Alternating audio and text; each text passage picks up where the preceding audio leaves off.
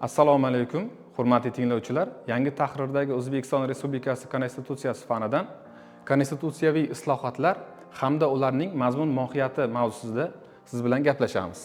Konstitutsiya o'zi nima? Konstitutsiya lotincha so'zdan olingan bo'lib, tuzilish, belgilash degan ma'nolarni ifodalaydi. Konstitutsiya davlatning asosiy qonuni bo'lib, shaxs, jamiyat va davlat o'rtasidagi munosabatlarni tartibga soladi.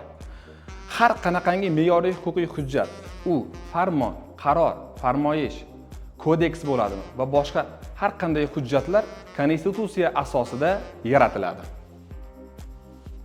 Konstitutsiyada nimalar o'z aksini topgan? Konstitutsiya davlat asoslari mustahkamlab qo'yilgan qonun. Konstitutsiya inson va fuqaro huquq erkinliklari mustahkamlab qo'yilgan qonun. Konstitutsiya oliy yuridik kuchga ega bo'lgan qonun. Konstitutsiyada boshqaruv shakli, davlatning ma'muriy hududiy tuzilishi, hokimiyat organlari tizimi mustahkamlab qo'yilgan qonun hisoblanadi. Konstitutsiyada huquqiy, iqtisodiy va siyosiy asoslar mavjud. Konstitutsiya mamlakatda birorta ham qonun konstitutsiyaga zid bo'lishi mumkin emas. Butun qonunchilik tizimi poydevori hisoblanadi. O'zbekiston Respublikasi Konstitutsiyasining alomatlari: davlatning asosiy qonuni oliy yuridik kuchga ega bo'lgan joriy qonunchilikning asosiy manbai va negizi hisoblanadi. Mustaqil O'zbekiston Respublikasining ilk konstitutsiyasi 1992-yil 8-dekabrda Oliy Kengashning 12-chaqiriq 11-sessiyasida qabul qilingan. Unga ko'ra O'zbekiston Respublikasi konstitutsiyasi 6 bo'lim, 26 bob, 128 moddadan iborat tartibda tuzilgan. O'zbekiston Respublikasi konstitutsiyasining 6-bo'limi konstitutsiyaga o'zgartirish tartibi deb belgilab qo'yilgan. Xo'p, O'zbekiston Respublikasi konstitutsiyasining 6-bo'limi 154-155-moddalari konstitutsiyaga qanday tartibda o'zgartirish kiritishga oydinlik kiritadi. Xo'p, O'zbekiston Respublikasining konstitutsiyasining 154-moddasida O'zbekiston Respublikasi konstitutsiyasiga o'zgartirish va qo'shimchalar tegishincha O'zbekiston Respublikasi Oliy Majlis Qonunchilik palatasi va Senatining umumiy sonining 3/2 qismi ovoz bergan taqdirda yoyinki referendum natijasida kiritiladi. Bu Konstitutsiyaning 154-moddasida belgilab qo'yilgan. Konstitutsiyaning 155-moddasida O'zbekiston Respublikasi Oliy Majlisi tegishli taklif kiritilgandan keyin 6 oy mobaynida Konstitutsiyaga o'zgartirish va qo'shimchalar kiritish to'g'risida keng va har taraflama muhokamani hisobga olgan holda konstitutsiyaviy qonun qabul qilishi mumkin. Agar O'zbekiston Respublikasi Oliy Majlisi konstitutsiyani o'zgartirish to'g'risidagi taklifni rad etsa, taklif 1 yildan keyin qayta kiritilishi mumkin. Xo'p, O'zbekiston Respublikasi konstitutsiyasi 1992-yilda qabul qilingan va 2023-yilga qadar 15 marta o'zgartirish kiritildi. 2023-yil 30-aprelda bo'lib o'tgan referendum natijasida yana yangi o'zgartirishlar kiritildi va bu 16-o'zgartirish hisoblanadi. O'zbekiston Respublikasining konstitutsiyasi 1992-yildan to 2023-yilga qadar O'zbekiston Respublikasi konstitutsiyasiga 15 marta o'zgartirish kiritildi. Bu o'zgartirishlar konstitutsiyaning 6-bo'limidagi moddalar asosida o'zgartirildi. Ya'ni Oliy Majlis Qonunchilik palatasi Senati umumiy sonining 3/2 qismi ovoz berish yo'li bilan o'zgartirildi. Keyingi o'zgartirish 2023-yilda 30-aprelida referendum natijasida o'zgartirildi. Bu referendum bo'lishiga sabab bosh qomusda o'zgarishlar ko'lamining kattaligi sabab bo'ldi. Natijada yangilanish natijasida yangi tahririning qabul qilinishi natijasida bosh qomusdagi moddalar soni 128 tadan 155 taga, normalar soni 275 tadan 434 taga, konstitutsiya matni esa 65% ga yangilandi. Konstitutsiyani yangilashga zarurat. Mamlakatimiz katta davlatga aylanayotganligi, 2040-yilga kelib aholi soni 50 millionga yetishi va ularning yarmidan ko'pi yoshlar bo'lganligini hisobga olgan holda quyidagi zaruratlar hisobga olindi. Bular barqaror iqtisodiyot, xavfsiz davlat, samarali boshqaruv, ijtimoiy kafolatlardir. Xalq konstitutsiyasi nomini olgan loyiha 2022-yil 20-may sanasida Oliy Majlis palatalarining qo'shma yig'ilishida 47 nafardan iborat konstitutsiyaviy komissiya o'z ishini boshladi. Ular birinchi bosqichida 60 mingdan ziyod takliflar, ushbu takliflarning har 4tasidan bittasi konstitutsiya loyihasidan joy oldi. Ikkinchi bosqichida 150 mingdan ortiq takliflar ommaviy axborot vositalari, internet tarmoqlari orqali loyiha bilan 5 million aholimiz tanishib chiqdi. Shuningdek, 10 mingdan ortiq qo'shimcha taklif, xalqaro huquqiy hujjatlar va 190 dan ortiq davlatlar tajribasi o'rganildi. Konstitutsiya loyihasi 6 turdagi ekspertizadan o'tkazildi. 2023-yil 30-apreldagi referendum natijasida 1-maydan kuchga kirgan yangi tahrirdagi O'zbekiston Respublikasi Konstitutsiyasi 6 bo'lim, 27 bob, 155 moddadan iborat hisoblanadi. Aholining, fuqarolarning 90-21% O'zbekiston Respublikasi Konstitutsiyasiga o'zgartirish va qo'shimchalar kiritish masalasida ha deb ovoz berdilar. Natijada 2023-yilning 1-may sanasidan yangi tahrirdagi O'zbekiston Respublikasi Konstitutsiyasi kuchga kirdi. Va natijada Konstitutsiyadagi moddalar soni 128 tadan 155 taga, normalar soni 275 tadan 434 taga ko'paydi. Asosiy qonunimiz Konstitutsiyaning 65% matni xalqimiz takliflari asosida yangilandi. Konstitutsiyaga o'zgartirishlar quyidagi sohalarda amalga oshirilgan. Birinchisi ijtimoiy himoya sohasi. Keyingisi atrof muhitni asrash, ta'lim, huquqiy davlat, oila, mehnat munosabatlari, inson huquqlari, shaxsiy huquq va erkinliklar, yoshlar huquqi, iqtisodiy huquq va erkinliklar, so'z erkinligi, kuchli parlament, advokatura, ixcham va mas'uliyatli hukumat, mahalliy boshqaruv. Ushbu sohalarda keng ko'lamli o'zgartirishlar kiritildi. O'zbekiston Respublikasining yangi tahrirdagi Konstitutsiyasining 1-moddasida O'zbekiston boshqaruvining respublika shakliga ega bo'lgan suveren, demokratik, huquqiy, ijtimoiy, dunyoviy davlat deb belgilandi. Davlatning O'zbekiston va O'zbekiston Respublikasi degan nomlari bir xil ma'noni anglatadi degan qoida kiritildi. O'zbekiston Respublikasining Konstitutsiyasining 1-moddasidagi ijtimoiy davlat va dunyoviy davlat degan qo'shimcha qoida normalar kiritildi. Demak, O'zbekiston ijtimoiy davlat, O'zbekiston dunyoviy davlat.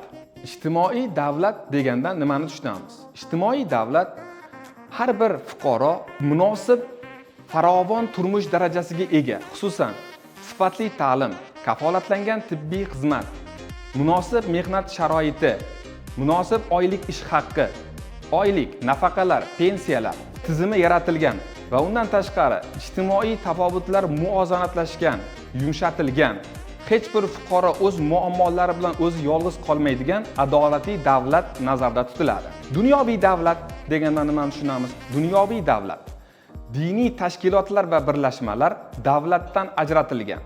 Davlat diniy qoidalar bilan emas, balki konstitutsiya va qonunchilik hujjatlari asosida yuritiladigan davlat nazarda tutiladi. Dunyoviy davlatda din, davlat va siyosatdan ajratilgan bo'lsa-da, jamiyatdan ajratilmaydi. O'zbekiston ijtimoiy davlat normasining kiritilishi Konstitutsiyada qanday o'zgarishlarga olib keldi? Har kimning uy joyli bo'lish huquqi belgilandi Konstitutsiyamizda. Hech kim uy joyidan mahrum etilishi mumkin emasligi, kafolatlangan hajmda davlat hisobidan tibbiy yordam ko'rsatilishi, har kim qulay atrof muhitga ega bo'lishi nazarda tutiladi. Xo'p, har kim adolatli haq olish huquqi kafolatlandi. Insonning munosib turmush darajasi ta'minlanadi.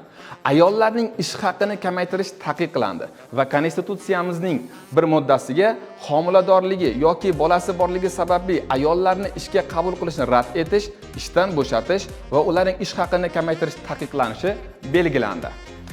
Davlat kambag'allikni qisqartirish choralarini ko'radi. Ijtimoiy davlatda bolalar mehnati taqiqlanadi. Bolalar mehnati bolaning sog'lig'iga, xavfsizligiga, axloqiga, aqliy va jismoniy rivojlanishiga xavf soluvchi, shu jumladan uning ta'lim olishiga to'sqinlik qilish har qanday shakllari taqiqlanadi. ijtimoiy ta'minot olish kafolatlandi. Har kim qariganda, mehnat qobiliyatini yo'qotganda, ishsizlikda, shuningdek, boquvchisini yo'qotganda ijtimoiy ta'minot olish huquqiga ega bo'ldi. Pensiyalar oz bo'lishi mumkin emasligi belgilandi. Pensiya, nafaqa va boshqa ijtimoiy yordamlar miqdori eng kam iste'mol xarajatidan oz bo'lishi mumkin emasligi belgilab qo'yildi. O'zbekiston huquqiy davlat va konstitutsiyamizda O'zbekistonda o'lim jazosi taqiqlanadi degan qoida kiritildi. Hech kim sud qarorisiz 48 soatdan ortiq ushlab turilmaydigan bo'ldi. Tergov organlari tomonidan insonlarni noqonuniy hibsga olish, asossiz qamoqqa olish va saqlanishga yo'l qo'ymaslikka qaratildi. Yetkazilgan zararning o'rni davlat tomonidan qoplanadigan bo'ldi. Har kim davlat organlari, mansabdor shaxslarning qonunga xilof qarorlari, harakatlari yoki harakatsizligi tufayli yetkazilgan zararning o'rni davlat tomonidan qoplanish huquqiga egaligi qayd etildi. Aybsiz insonlar jazoga tortilishi mumkin emasligi belgilandi. Agar shaxsning o'z aybini tan olganligi unga qarshi yagona dalil bo'lsa, u aybdor deb topilishi yoki jazoga tortilishi mumkin emasligi Konstitutsiyada kafolatlandi. Inson huquq va erkinliklari ustuvor bo'ldi Konstitutsiyamizda. Sudlanganlik qarindoshlarga ta'sir qilmaydigan bo'ldi. Shaxsning sudlanganligi va bundan kelib chiqadigan huquqiy oqibatlar uning qarindoshlari huquqlarini cheklash uchun asos bo'lishi mumkin emasligi kafolatlandi. Har kim o'z shaxsiga doir ma'lumotlarni himoya qiladi. Noto'g'ri ma'lumotlarning tuzatilishini, o'zi to'g'risidagi qonunga xilof yo'l bilan to'plangan yoki huquqiy asoslarga ega bo'lmay qolgan ma'lumotlarning yo'q qilinishini talab qilish huquqiga ega ekanligi mustahkamlandi. Propiska tizimi muammosiga barham berildi. Har kim respublika hududida erkin harakatlanish, turar va yashash joyini erkin tanlash, respublikadan tashqariga chiqish huquqi hamda fuqarolarning O'zbekistonga to'sqinliksiz qaytish huquqiga egaligi belgilandi. Davlat internetdan foydalanishini sharoit yaratadi. Foydalanuvchilar soni bir necha yuz barobar oshdi natijada. Parlamentarizmni kuchaytirish sari dadil qadam bu yangilangan konstitutsiyadir. Parlament vakolatlari qayta ko'rib chiqildi. Unga ko'ra, yangi tahrirdagi O'zbekiston Respublikasi Konstitutsiyasiga Qonunchilik palatasi vakolatlari 5 tadan 12 taga, Oliy Majlis Senati vakolatlari 14 tadan 18 taga ko'paydi. Xususan, yangi tahrirdagi O'zbekiston Respublikasi Konstitutsiyasi qabul qilingandan so'ng 2024-yil 27-oktyabrda O'zbekiston Respublikasining parlamentga o'tkazilgan saylovlarda bu o'zgartirish kuchga kirdi. Unga ko'ra, O'zbekiston Respublikasi Oliy Majlis Senati a'zolari soni 100 tadan 65 taga kamaytirildi. Xususan, Toshkent shahar, viloyatlar, Qoraqalpog'iston Respublikasidan 4 nafardan senator saylanadigan, qolgan 9 nafari prezident tomonidan fan, san'at, ishlab chiqarishning turli sohalarda o'zini ko'rsatgan O'zbekiston Respublikasining eng obro'li fuqarolari orasidan tayinlanadigan bo'ldi.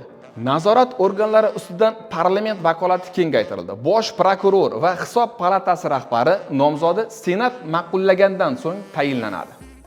Monopoliya hamda korrupsiyaga qarshi kurash organlari rahbarlari senat tomonidan saylanadigan bo'ldi. Ijro hokimiyat ustidan Qonunchilik palatasi nazorati kuchaytirildi. Xususan, hukumatni shakllantirish va uning faoliyatini nazorat qilish, davlat budjeti ijrosiga oid masalalar shular jumlasidandir. Parlament tekshiruv instituti mustahkamlandi. Oliy Majlis palatalarining birgalikdagi vakolatlarida Parlament tekshiruv instituti alohida mustahkamlab qo'yildi. O'zbekiston xalqchil davlat. Hukumat javobgarligi kengaytirildi. Vazirlar Mahkamasi vakolatlari va funksiyalari uning javobgarligi sezilarli darajada kengaytirildi. Hokimlarning deputatlarga rahbarlik qilishi bekor qilindi. Mahalliy ijro etuvchi va vakillik hokimiyatining bo'linishi mamlakatda butun davlat boshqaruv tizimini chuqur isloh qilish uchun asos bo'ldi. Mahallalar davlat hokimiyat tizimiga kirmaydigan bo'ldi. O'z hududini mustaqil boshqarish, aholi manfaatlaridan kelib chiqib, davlat bilan sheriklik asosida muammolarni hal etib borish, samarali jamoatchilik nazoratini amalga oshirishga muhim imkoniyatlarni taqdim etadi. Jurnalist faoliyatiga to'sqinlik qilishga yo'l qo'yilmaydi. Ommaviy axborot vositalari faoliyatiga to'sqinlik qilish yoki aralashish qonunga muvofiq javobgarlikka sabab bo'lishi belgilandi.